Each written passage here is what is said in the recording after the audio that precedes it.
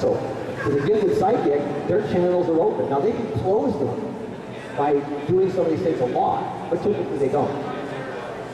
For people who don't have those natural gifts and want to get them, the only way to do that is to start being totally honest, ruthlessly honest with yourself, and accepting total responsibility for everything in your life. How do we get at our honesty? It's a challenge. Right? Now we can learn to say, here's what I do. As soon as I feel something, like right? Typically you'll feel those things in two spots.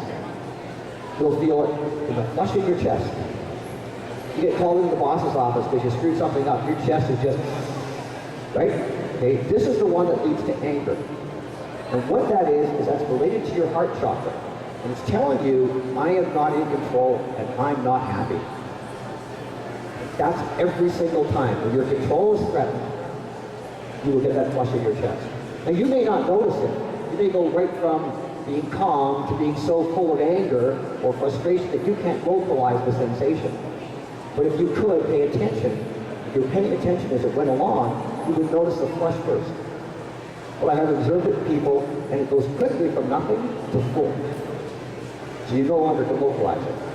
The other issue that we can learn to listen to is that knot in the pit of our stomach. That sinking feeling we get. That is telling you that your security is threatened. Every time. Without accepting that knot in the stomach saying, I'm not feeling safe. So when we're hurt, you can react one of two ways. And sometimes they both go. Those are your signs to yourself of what's going on in you. So whatever you're perceiving and however you're reacting to it, you know of one of two things. I'm either scared or I'm pissed off because I'm not in charge. So those are cues you can use to start to understand when you're reacting. But again, you have to start paying more attention in the moment. We tend to, our thoughts are what's going on to happen next, or what happened yesterday, or what we're going to do later. Our mind is always distracted with something. Okay? We have thousands of thoughts a second, most of them at the non-conscious level. So, if we're not paying attention to what's going on, we're not going to notice them. We're going to have blocks and filters, and that's what our mind does. It says, I don't need to know this. I don't want to hear that. I'm not listening. And it closes that down. Okay? Why is it doing that? There was an experience in our life that led us to create that thought under that circumstance. So if people really want to develop themselves and find more balance in life, we must start to listen to our own lives. Because everything that happens to us is because of who we are and what we are. We attract things. The movie The Secret talked about, you can imagine something, right? You can make it happen. Why doesn't that happen? We won't let it. We have too much stuff in our head that's conflicting and contradictory, and when we try to imagine something and hold on to it, we can't. Because everything takes us away from now. So the idea of the twin powers really is starting to utilize our gift. Every single, like the lady 2 times ago said, everybody is intuitive. A salesman, a good salesman, I walk into a place, I can feel his energy all around me, trying to get a read on me. You know? They don't think about their intuition. They don't think they're empathic. They just think they're figuring it out somehow. You know, they can read your face or something. And yes, we do give physical signs that you can read. But they don't have to see you. They know exactly how they're going to sell it to you. Because they're reading your vulnerabilities. They're reading what it will take to get you to say yes. Mothers with their children.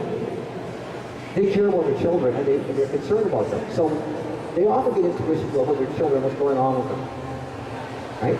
They're not trying to necessarily control their child, but they're caring. And that caring often helps that intuition thought come through.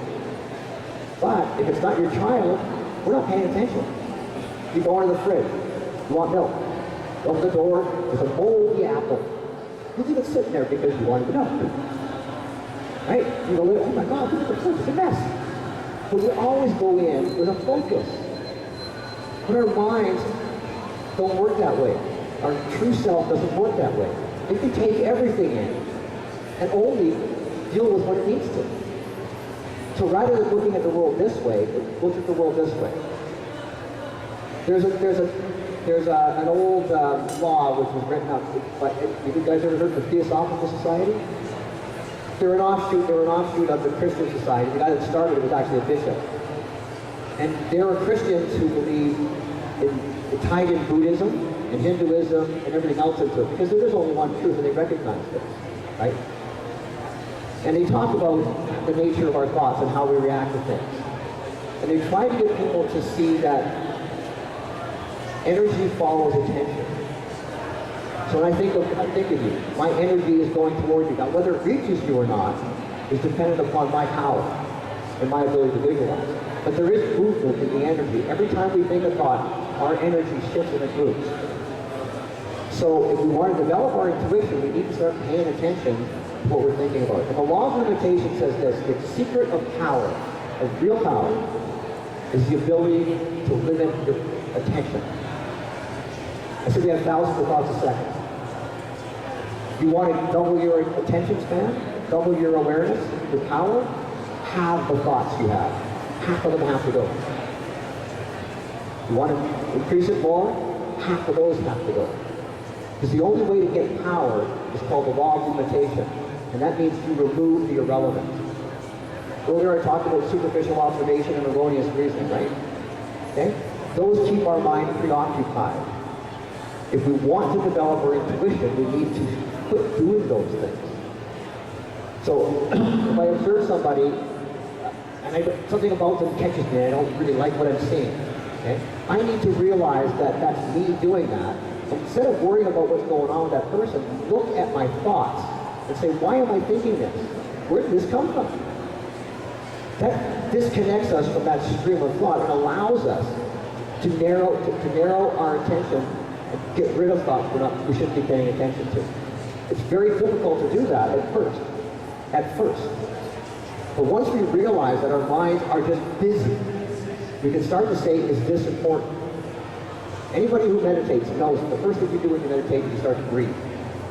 One of the things about breathing is it starts to let go of thoughts that aren't relevant. Okay? Now when people meditate, one of two things happens. One of three things actually. A person can meditate, they fall asleep, or they get agitated. So I taught meditation for years, and I had a certain percentage of the class would always fall asleep. And some of them, they just couldn't stop fidgeting. The reason is that the mind hasn't been trained to allow these other awarenesses yet. So those people, they fall asleep. Some minds have been trained, they have so much control that when they start to shut it down, it rebels. So you're sitting down, you're meditating.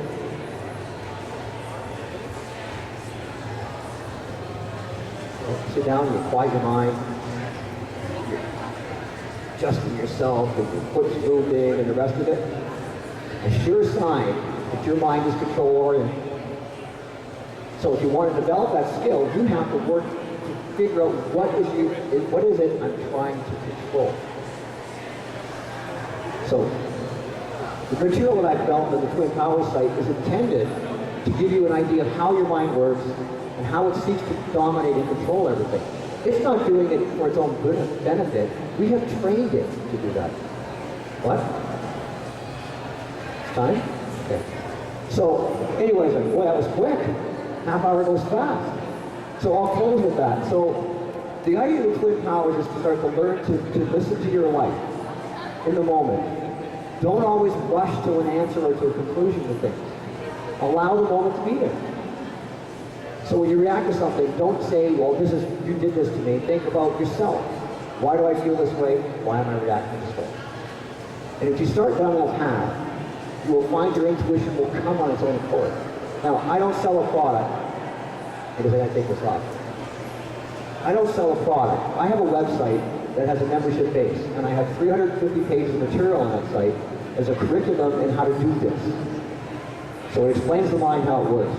I get into honesty and responsibility and how you start to develop those qualities in yourself. And I go into meditation, grounding yourself, clearing your energy, so you can start to have less stuff going on. My booth is just over here. If you want a pamphlet, you want to talk about it, I'd be glad to talk to you. I love this stuff. So I really want people to understand that we are in our own way. And we need to get out of it. And we can do that by using our intuitive mind and our thinking mind. Thank you.